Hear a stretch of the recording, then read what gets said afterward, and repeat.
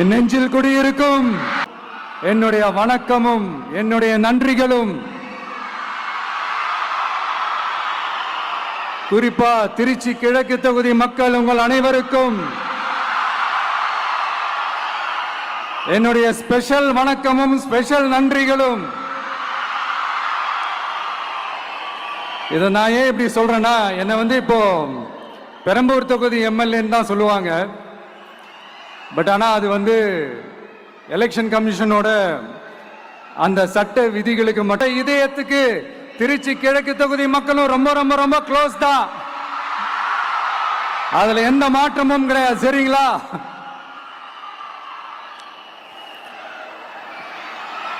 ஆட்சிக்கு சில வாரங்கள் கூட ஆகல.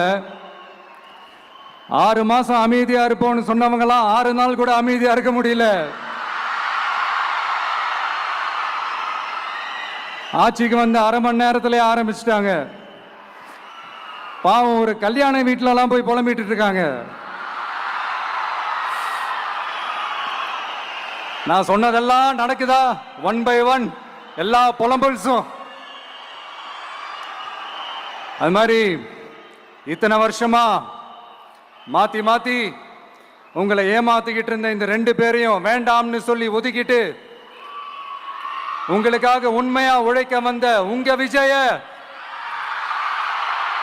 உங்க அண்ணன, உங்க தம்பிய முதல் அமைச்சரா இல்ல முதல் சேவகனா ஆக்கியிருக்கிறீங்க. தலை வணங்கி ஒட்டுமொத்த தமிழக மக்களுக்கும் இந்த நேரத்தில் என்னுடைய நன்றியை தெரிவிச்சுக்கிறேன்.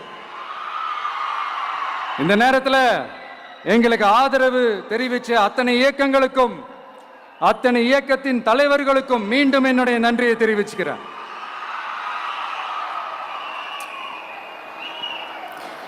புரட்சி தலைவர் எம்ஜிஆர் அவர்களுடைய முதல் தேர்தலில் கூட இந்த அளவுக்கு ஒரு ஓட் பர்சன்டேஜ் வாங்கல அப்படின்ட்டு நிறைய பேர் சொன்னாங்க.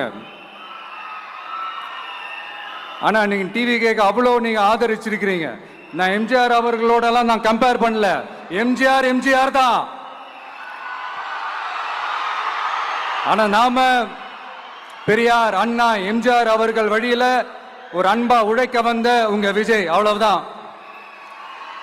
1977 நீங்க போடாத ஓட்ட 2026 நீங்க போட்டிருக்கிறீங்க. என்ன ஒண்ணு, இன்னும் கொஞ்சம் அதிகமா ஆதரிச்சிருந்தீங்கன்னா கொஞ்சம் நல்லா வந்திருக்கும். பட் பரவாயில்ல, ஃபியூச்சர்ல வரப்போற எல்லா தேர்தலையும் உங்களுடைய முழு சப்போர்ட்டை என்னால வாங்க முடியும்ன்ற அந்த ஒரு நம்பிக்கை இப்போ என் மனசுல ரொம்ப ஆழமா பதிஞ்சிருக்கு. ஏன்னா நீங்க அமைச்சு கொடுத்திருக்கிற இந்த ஆட்சியில எல்லா நன்மைகளையும் நீங்க கண்கூடா பார்க்க தான் போறீங்க அப்படின்ற அந்த கான்பிடன்ஸும் இப்ப என் மனசுல ரொம்ப ஆழமா பதிஞ்சிருக்கு. யார் எந்த நிலைமைக்கு எந்த பொசிஷன்ல போனாலும் இந்த கிண்டலும் கேலியுமா பேசுறது இருக்கதானே செய்யும். நம்மளை பத்தி, நம்ம அரசியலை பத்தி, நம்ம பேச்சை பத்தி இந்த கிண்டலும் கேலியுமா பேசிட்டு தானே இருப்பாங்க. அவங்க எல்லாருக்குமே என் சைட்ல இருந்து ஒரே ஒரு ரிக்வெஸ்ட், தயவு செஞ்சு நிப்பாட்டிடாதீங்க. தயவு செஞ்சு கண்டினியூ பண்ணுங்க. நீங்க தான் என்னோட எனர்ஜி ஃபோர்ஸ். நீங்க பேசிக்கிட்டே இருங்க. நான் மக்களுக்கு தேவையான நல்லதை செஞ்சுக்கிட்டே இருப்பேன். அடுத்து இப்ப நம்ம புதுசா அந்த சூட்லாம் போட்டு வரோம்ல, அதை பத்தி கூட நிறைய பேரு, ஏன் நாமெல்லாம் கோட் சூட்லாம் போடக்கூடாதா? அதிகாரம் செய்யறவங்களும் ஆதிக்க சக்திகளும் மட்டும்தான் கோட் சூட்லாம் போடணுமா என்ன? அப்பெல்லாம் எதுவுமே கிடையாது. நான் என்ன கலர் கலராவா போட்டு வரேன்? 2 கலர். நம்ம எல்லாரும் மனசு மாதிரியே பிளாக் அண்ட் ஒயிட். எல்லாத்திலும் பிளாக் அண்ட் ஒயிட்டா இந்த விஜய் இருப்பான் அப்படின்னு காட்டுறதுக்கு தான் அந்த கலர். அடுத்து அந்த பிளாக் கூட யாரை குறிக்கும், எதை குறிக்கும்ன்றது நான் சொல்லிதான் தெரியணும்னு அவசியம் இல்லை. அது உங்களுக்கே நல்லா தெரியும். எல்லாத்துக்கும் இப்படி வழக்கம் சொல்லிக்கிட்டு நசன் பேசுற டைப்பும் நம்ம கிடையாது. உங்களுக்கே தெரியும், அதிகபட்சமா எல்லா மீட்டிங்களும் 20 நிமிஷம்குள்ள தான் நான் பேசியிருக்கிறேன். அதனால இப்ப மக்கள் என்கிட்ட என்ன சொல்றாங்க அப்படின்னா, இந்தப்பா விஜய், நீ எங்களுக்காக உழைக்கிறதுக்காக வந்திருக்கிற, அந்த வேலையை மட்டும் பாரு, உன்னை பத்தி பேசுறவங்கள நாங்க பாத்துக்கிறோம் அப்படின்னு சொல்லிட்டாங்க. சரி, ஆனதாச்சு. இப்ப என்ன, உனக்கு எதிரிகளே இல்லையா அப்படின்லாம் கேட்டா, அப்படிலாம் நான் சொல்ல மாட்டேன், அப்படிலாம் நான் நினைக்கவும் மாட்டேன், அப்படி நினைக்கவும் கூடாது.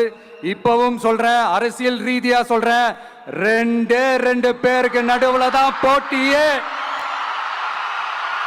ஒண்ணு, இன்னொன்னு எஸ், ஒன்னு டிவிக்கு, இன்னொன்னு டிஎம்கே. இதுக்கு நடுவுல வேற யாருக்கும் எந்த வேலையும் கிடையாது. ஏதாவது இருக்குன்னு சொல்றீங்க? எலெக்ஷனுக்கு முன்னாடியும் அவங்களுக்கு ஒரு வேலையும் இல்ல, இப்ப எலெக்ஷனுக்கு அப்புறம் சுத்தம்.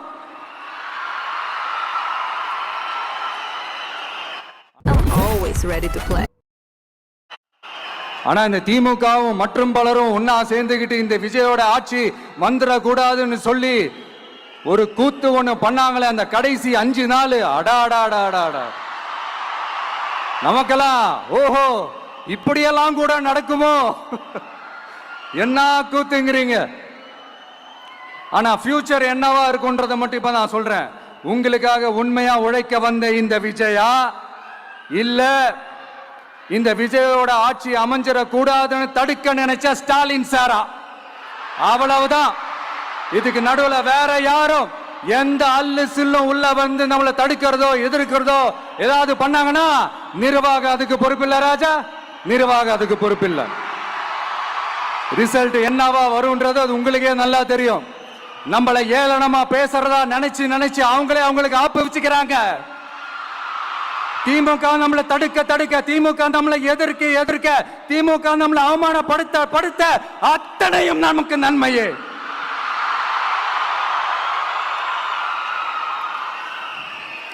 ஒன்னு கவனிச்சிங்களா மக்களே, நம்ம ஆட்சிக்கு வந்ததுக்கு அப்புறம் ஒரு விஷயம் ஒன்று நடந்துகிட்டு இருக்கு. இது இந்த ஜென்சி தலைமுறையை அட்ராக்ட் பண்றதுக்காக இங்கிலீஷ் தமிழ் கலந்த அறிக்கை, அது சொல்ல வந்த நினைச்சீங்களா? அந்த காமெடி எல்லாம் கிடையாது. அடுத்து இந்த ரியாலிட்டியை மறந்துட்டு இந்த ரீல்ஸ் போடுறது, அது சொல்ல வந்தீங்களா? அந்த காமெடியும் கிடையாது. இது சீரியஸா ஒரு விஷயம் நடந்துகிட்டு இருக்கு. முன்னெல்லாம் சட்டசபையில யார் பேசினா நமக்கு என்ன, யார் அடிச்சுக்கிட்டா நமக்கு என்னன்னு இருந்த கூட்டம்லாம் இப்ப சட்டசபையில என்ன நடக்குது, என்ன பேசிக்கிறாங்கன்றது ரொம்ப உன்னிப்பா கவனிக்கிறாங்க. கவனிச்சிங்களா? திமுக ஸ்டைல்லே சொல்லணும்னா ரீல்ஸ் போட்ட கூட்டம்லாம் இப்ப நியூஸ் பார்த்துக்கிட்டு இருக்கிறாங்க. அதுல நமக்கு சந்தோஷம் தான், பெருமை தான். நம்மளுடைய யங்ஸ்டர்ஸ், நம்ம பெண்கள் எல்லாம் அந்த அரசியல் என்னன்னு தெரிஞ்சுக்கணும், அந்த அரசியல் என்னன்னு புரிஞ்சுக்கணும்னு அப்படி ஒரு விழிப்புணர்வு ஏற்பட்டிருக்கு. அதுல எங்களுக்கு சந்தோஷம் தான். இதெல்லாம் யாரால நடந்திருக்கின்றது நான் சொல்லிதான் உங்களுக்கு தெரியணும்னு அவசியம் இல்ல, அது உங்களுக்கே நல்லா தெரியும். இப்படிப்பட்ட நம்ம தெய்வங்களை, இப்படிப்பட்ட நம்ம மக்களை இப்ப நம்ம புதுசா அந்த சூட் எல்லாம் போட்டு வரோம்ல, அதை பத்தி கூட நிறைய பேரு, ஏன் நாமெல்லாம் கோட் சூட்லாம் போடக்கூடாதா? அதிகாரம் செய்யறவங்களும் ஆதிக்க சக்திகளும் மட்டும்தான் கோட் சூட்லாம் போடணுமா என்ன? அப்பெல்லாம் எதுவுமே கிடையாது. நான் என்ன கலர் கலராவா போட்டு வரேன்? 2 கலர், நம்ம எல்லாரும் மனசு மாதிரியே பிளாக் அண்ட் ஒயிட். எல்லாத்திலும் பிளாக் அண்ட் ஒயிட்டா இந்த விஜய் இருப்பான் அப்படின்னு காட்டுறதுக்கு தான் அந்த கலர். அடுத்து அந்த பிளாக் கூட யாரை குறிக்கும் எதை குறிக்கும்ன்றது நான் சொல்லிதான் தெரியணும்னு அவசியம் இல்லை, அது உங்களுக்கே நல்லா தெரியும். எல்லாத்துக்கும் இப்படி வழக்கம் சொல்லிக்கிட்டு நசன் பேசுற டைப்பும் நம்ம கிடையாது. உங்களுக்கே தெரியும், அதிகபட்சமா எல்லா மீட்டிங்களும் 20 நிமிஷம்குள்ளதான் நான் பேசியிருக்கிறேன். அதனால இப்ப மக்கள் என்கிட்ட என்ன சொல்றாங்க அப்படின்னா, இந்தப்பா விஜய், நீ எங்களுக்காக உழைக்கிறதுக்காக வந்திருக்கிற, அந்த வேலையை மட்டும் பாரு, உன்னை பத்தி பேசுறவங்கள நாங்க பாத்துக்கிறோம் அப்படின்னு சொல்லிட்டாங்க. சரி, ஆனதாச்சு. இப்ப என்ன, உனக்கு எதிரிகளே இல்லையா அப்படின்லாம் கேட்டா, அப்படிலாம் நான் சொல்ல மாட்டேன், அப்படிலாம் நான் நினைக்கவும் மாட்டேன், அப்படி நினைக்கவும் கூடாது. இப்பவும் சொல்றேன், அரசியல் ரீதியா சொல்றேன், ரெண்டு பேருக்கு நடுவுல தான் போட்டியே. ஒன்னு இன்னொன்னு எஸ், ஒன்னு டிவிகே, இன்னொன்னு டிஎம்கே. இதுக்கு நடுவுல வேற யாருக்கும் எந்த வேலையும் கிடையாது. ஏதாவது இருக்குன்னு சொல்றீங்க? எலெக்ஷனுக்கு முன்னாடியும் அவங்களுக்கு ஒரு வேலையும் இல்ல, இப்ப எலெக்ஷனுக்கு அப்புறம் சுத்தம்.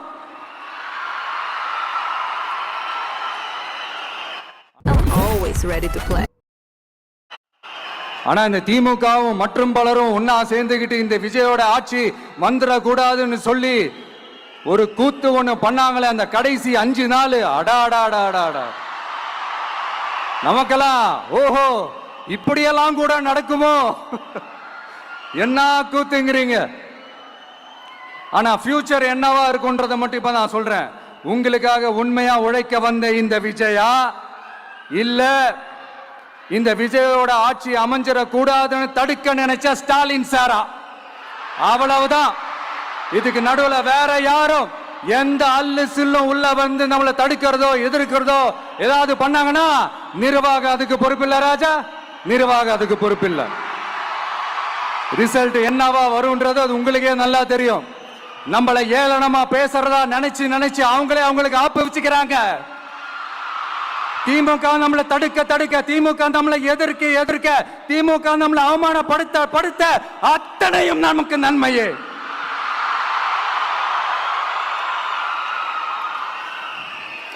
ஒன்னு கவனிச்சிங்களா மக்களே, நம்ம ஆட்சிக்கு வந்ததுக்கு அப்புறம் ஒரு விஷயம் ஒன்று நடந்துகிட்டு இருக்கு. இது இந்த ஜென்சி தலைமுறையை அட்ராக்ட் பண்றதுக்காக இங்கிலீஷ் தமிழ் கலந்த அறிக்கை அது சொல்ல வந்த நினைச்சீங்களா? அந்த காமெடி எல்லாம் கிடையாது. அடுத்து இந்த ரியாலிட்டியை மறந்துட்டு இந்த ரீல்ஸ் போடுறது அது சொல்ல வந்தீங்களா? அந்த காமெடியும் கிடையாது. இது சீரியஸா ஒரு விஷயம் நடந்துகிட்டு இருக்கு. முன்னெல்லாம் சட்டசபையில யார் பேசினா நமக்கு என்ன, யார் அடிச்சுக்கிட்டா நமக்கு என்னன்னு இருந்த கூட்டம்லாம் இப்ப சட்டசபையில என்ன நடக்குது, என்ன பேசிக்கிறாங்கன்றது ரொம்ப உன்னிப்பா கவனிக்கிறாங்க. கவனிச்சிங்களா? திமுக ஸ்டைல்லே சொல்லணும்னா ரீல்ஸ் போட்ட கூட்டம்லாம் இப்ப நியூஸ் பார்த்துக்கிட்டு இருக்கிறாங்க. அதுல நமக்கு சந்தோஷம் தான், பெருமை தான். நம்மளுடைய யங்ஸ்டர்ஸ், நம்ம பெண்கள் எல்லாம் அந்த அரசியல் என்னன்னு தெரிஞ்சுக்கணும், அந்த அரசியல் என்னன்னு புரிஞ்சுக்கணும்னு அப்படி ஒரு விழிப்புணர்வு ஏற்பட்டிருக்கு. அதுல எங்களுக்கு சந்தோஷம் தான்.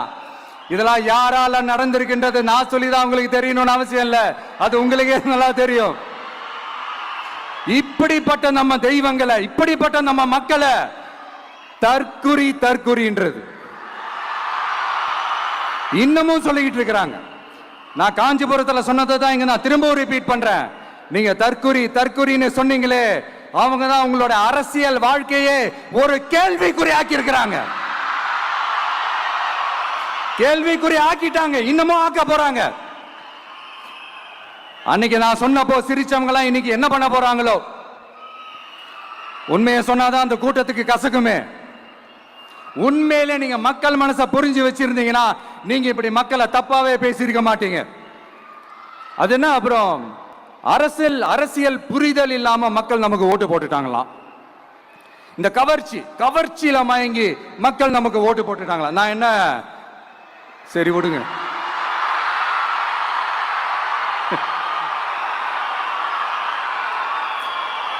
மக்கள் அவங்களுக்கு ஓட்டு போட்டா அந்த மக்கள் நல்லவங்களாம், அதே மக்கள் நமக்கு ஓட்டு போட்டா அந்த மக்கள் கெட்டவங்களா? தற்குறியா? இதே மக்கள் தான் இத்தனை வருஷமா உங்களுக்கு ஓட்டு போட்டுட்டு இருந்தாங்க. உங்களுக்கு மட்டும் என்ன, வேற ஏதாவது பிளானட்ல இருந்து குதிச்சு ஓட்டு போட்டு போனாங்களா? தற்குறியாமா? தற்குறி நல்லா வருது, வேணான்னு பாக்குறேன். எங்க அண்ணன் விஜயகாந்த் அண்ணன் சொல்ற மாதிரி, அண்ணா அவர்கள் ஆரம்பிச்ச கட்சியை ஒரு அடிமை கூடாரமா ஆக்குனது யாருங்க சார்? இப்படி எல்லாம் ஆக்கிட்டு உண்மையை சொல்லு உடன்பிறப்பேவா. உங்களோட அந்த உண்மையான உடன்பிறப்புக்கெல்லாம் என்ன சொல்றாங்க தெரியுமா சார்? திமுக இப்படி ஆனதுக்கு காரணம், அந்த காரணத்தை வெளியில எல்லாம் போய் தேடாதீங்க, உங்க குடும்பத்துக்குள்ளே கேளுங்கிறாங்க. உங்களுக்காக மாடா உழைச்சி தேஞ்சு போய் கிடக்கிறோம். திமுக இப்படி ஆனதுக்கு காரணம் உழைக்காம சொகுசா இருக்கிற உங்க குடும்பத்துக்குள்ளேயே போய் கேளுங்கிறாங்க. ஒவ்வொரு திமுக தொண்டனும் அதை சொல்றாங்க. அதை புரிஞ்சுக்காம நம்மளையும் நம்ம மக்களையும் தப்பா பேசிக்கிட்டு நீங்க மக்களை தப்பா பேசுனீங்கன்னா இந்த விஜய் வந்து கேள்வி கேட்பான், சும்மா இருக்க மாட்டான். இந்த விஜயும் தமிழ்நாட்டு மக்களும் வேறு வேறு இல்லை. இந்த விஜய் தான் தமிழ்நாட்டு மக்களோட ஒரு உண்மையான ஒரே பிரதிநிதி. இது இன்னைக்கும் சரி, நாளைக்கும் சரி, நாளன்னைக்கும் சரி, இதுதான் நிஜம். மறுபடியும் சொல்றேன், நமக்கும் மக்களுக்கும் இடையே இருக்கிற இந்த பூர்வ ஜென்ம பந்தத்தை, அந்த உறவை ஏதோ இந்த சதிகள் சூழ்ச்சிகள் பண்ணி யாராலையும் எதுவும் கெடுக்கவே முடியாது. கெடுக்க ட்ரை பண்ணீங்க. நம்ம ஆட்சிக்கெல்லாம் வரதுக்கு முன்னாடி என்ன சதிகள், என்ன சூழ்ச்சிகள், என்னென்னலாம் பண்ணி எப்படி எப்படியெல்லாம் தடுத்துடலான்னு. ஆனா இப்ப ஆட்சிக்கு வந்த இந்த சாமானிய மக்கள் ஆட்சியை நீங்க இந்த எதிர்கட்சியா இருக்கும் போது ஒண்ணு யூஸ் பண்ணுவீங்கல்ல, இந்த அறத பழைய டெக்னிக், அதெல்லாம் யூஸ் பண்ணி நம்மளையும் மக்களையும் பிரிச்சலாம்னு நினைச்சீங்கன்னா அது ஒரு காலம் நடக்காது. மக்கள்லாம் ரொம்ப தெளிவாயிட்டாங்க சார், ரொம்ப தெளிவாயிட்டாங்க. அதனால ஒரு ஆக்கப்பூர்வமான ஒரு எதிர்கட்சியா செயல்பட்டு மக்கள் மனசை வெல்ல பாருங்க. இந்த கடைசி லாஸ்ட் 1 மந்தா நடந்த ஒரு சில விஷயங்கள் உங்ககிட்ட நான் ஷேர் பண்ணணும்னு ஆசைப்படுறேன். இந்த 200 யூனிட் மின்சாரம், கட்டணமில்லா மின்சாரம் அறிவிச்சோம். அதுல ஆல்ரெடி இருந்த 100 யூனிட் திமுக கொடுத்தது கிடையாது. மேடம் ஜெயலலிதா மேடம் இருந்தப்போ செஞ்சுட்டு போனது. ஸ்டாலின் சார் பதவி போன அந்த கடுப்புல அறிக்கையா விட்டு தள்ளிக்கிட்டு இருக்கிறாரு. என்ன பண்ணீங்க உங்களுடைய ஆட்சியில? மக்கள் பணத்தை, டாஸ்மாக்ல இருந்து அடிச்ச அந்த பணத்தை, ஊழல் செஞ்ச அந்த ஃபைல க்ளோஸ் பண்றதுக்கு அலையா அலைஞ்சிங்க. ஆனா இந்த விஜய் மக்களுக்கு தொந்தரவா இருக்கிற அதே டாஸ்மாக க்ளோஸ் பண்ணா.